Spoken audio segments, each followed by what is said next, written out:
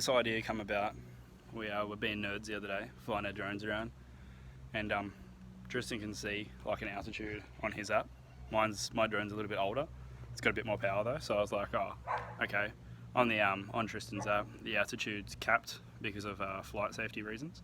125 meters, I think, is what we got it to. So we followed each other's drones up just to see how high we could get them. Anyway, so his is capped at 125 meters, and mine kept going at least probably 250 meters plus. So I thought, wow, I wonder what it'd look like up there. We'll attach a GoPro to the drone and see what we can do with it. So this is what we managed to come up with. Why buy GoPro mounts when you can do that? Look, that's fucking. This can either go really good or really bad. We'll find out.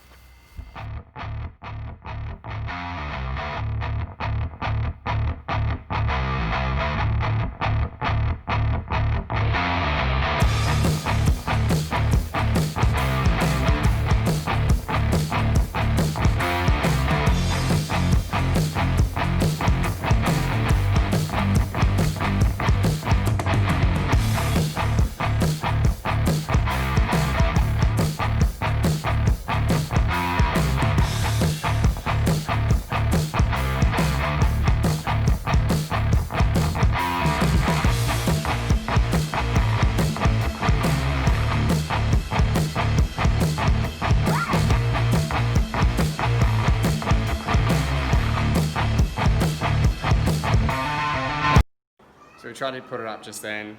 It didn't go quite as high as it did the other day. The drone actually lost GPS and... Wrong one. Oh, the wrong battery. Well, the battery was dead, and we forgot to calibrate the GPS and compass on this as well before we started, so... My life be like, ooh, yeah, ooh. My life be like, ooh, yeah, ooh. As you guys probably guessed it, we are doing some S13 stuff at the moment. We might have a look over everything and see if we missed anything. Might start on a 100% bolt check, because that's always important to do. And I personally don't really know the shell that well. I pretty much bought it. It sat in the shed for a while until the motor came here, and the motor pretty much went in. So it'd be a good time for me to get to know the chassis and the shell. We'll set up the GoPro and we'll do a bit of a time lapse, and we might finish off by giving it a wash and a clean. Shed skid. No, not a shed skid. Yeah, shed skid. Because as you can see, it's pretty dirty.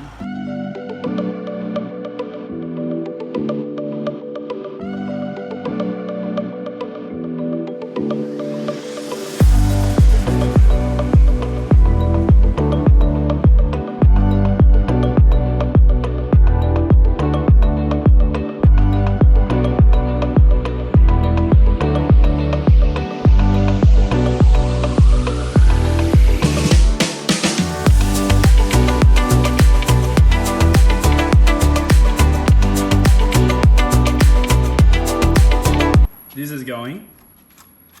We only put it on there to make a closed loop so we can start it up. We had this piece of pipe sitting in the boot. That one. Oh, that one. You just have to rotate that coupler. But the only thing is we're going to have to then go and get a doorstop or something to block that off, because there's a nasty boost leak in the system now, so... Dirty. That's mint. Is that good? Yeah, that's fresh.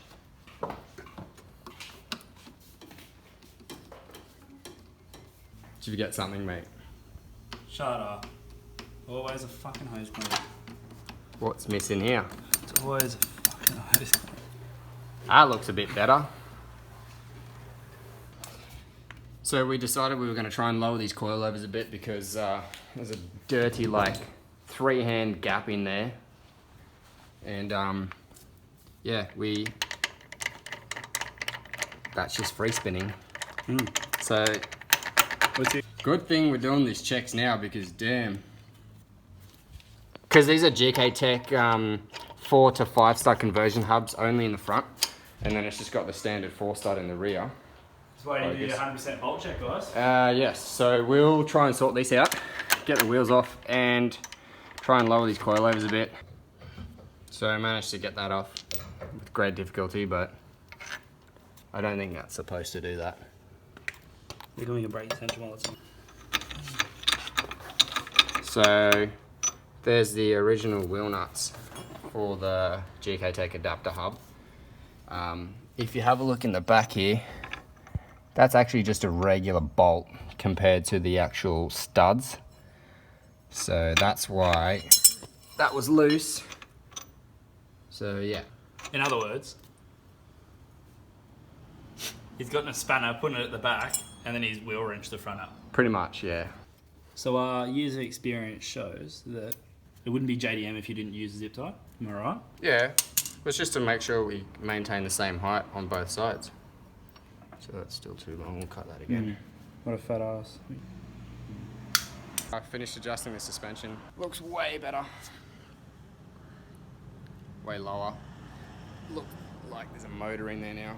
Just overall, looks way better. Previously, we were trying to start. Nothing would happen. Just when we're brainstorming, we managed to work out this is a igniter plug. We chucked that back together like that, and fucking off she went. Yeah, we're gonna head off and go see one of our friends who's got a dump pipe for us, because we're missing that. We're also gonna pick up a front bar, because that's quite clearly missing. I don't have one. I didn't get one with the car, and one of my other friends have got one, so we'll stop at his house. Trusty gasket goop. Smells like salt and vinegar chips. Dump pipes on the ground there, as you can see. Pretty good. Brand new, as you can see. Not rusty at all. No, it'll do the job. Doesn't matter. Oh, there's the Soto tools. It is now dark time. Mitchell's doing the last nut up at the bottom. Everything's so rusty. That's why it's just been such a pain trying not to strip everything out and cross-thread everything and just trying to slowly wind it all on and like clean the threads. Front bumper for the S13, which we've just mocked up. Doesn't look too bad. It's a bit ratchet. Also, it was a gimme, so it's not going to be the fanciest. The minute I hit the track, it's probably going to fall off, but I got it for free. So we got a battery for the Sylvia. Been planning on doing that for a while. We're going to give it a start, see how she runs. It hasn't started since we last started it in the shed, which was its first start, and it was only quick on and off because we were missing a bunch of stuff and had a bunch of boost leaks and didn't want to run it too long. As it sits now, there's still a big hole because we don't have an O2 sensor, so we're not going to run it for too long. But yeah, we'll give it a start and we'll see how it goes.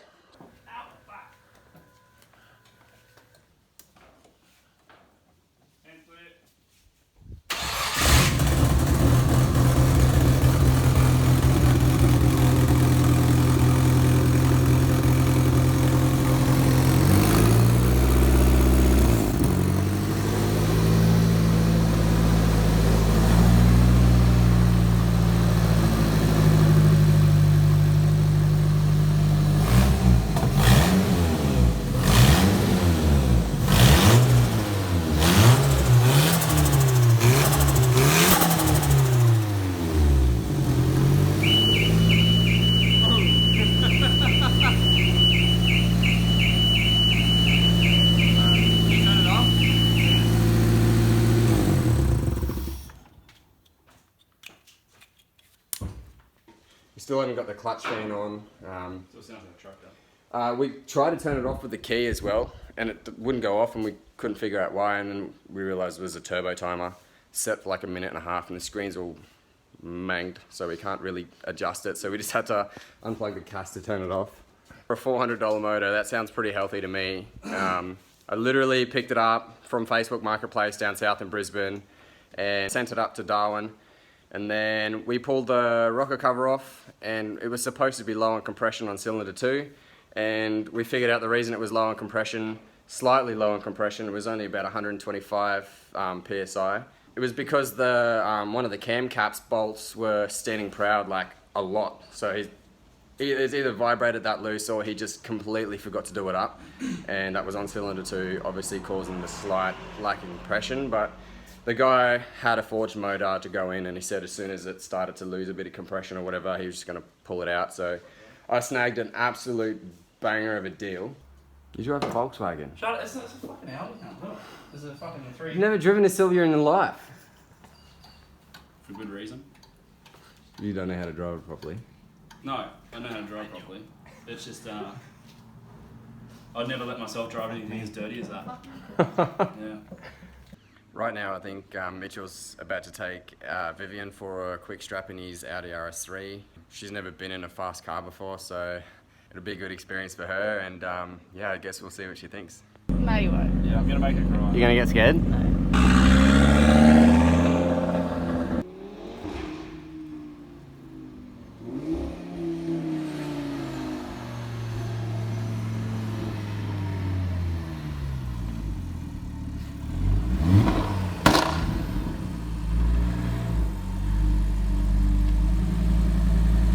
What was your favourite part?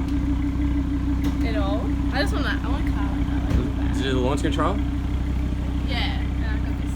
I told her to sit forward. She's like, what? I was like, just sit Yeah, forward. I didn't know why. It was good. Tell him that it was average. Watch his face. Say, oh look, It wasn't your that car's great. alright, but it wasn't that quick. Just say, I don't think it's worth 120 grand. Say, Billy, say that to him. Say it to him. Just say, I don't think it's worth the house though. Look, I don't think it's worth a house, but Shots fired!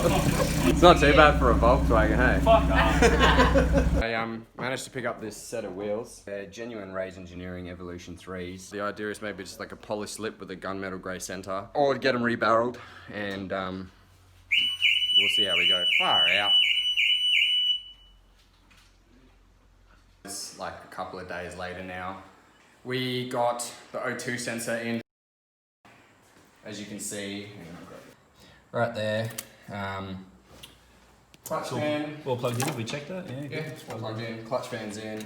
We readjusted the belt, it's all nice and tight again. So what we're going to do is we're going to pull the drain plug out and drain whatever's left of the gross oil that's left that was inside the gearbox, and we're going to then pop off the filler plug and we're going to fill the gearbox up.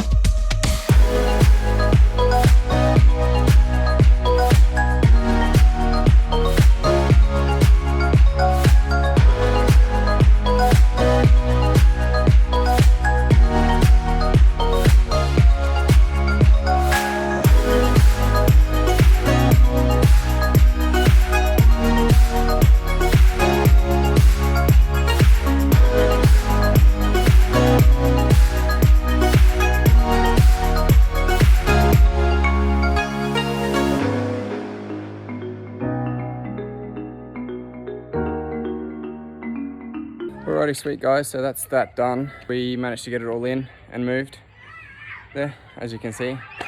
Thanks for watching another video. Give us a like. If there's anything you guys have any questions about, feel free. Yeah, leave a comment below, and make sure you hit the subscribe button. Until next time, cheers guys.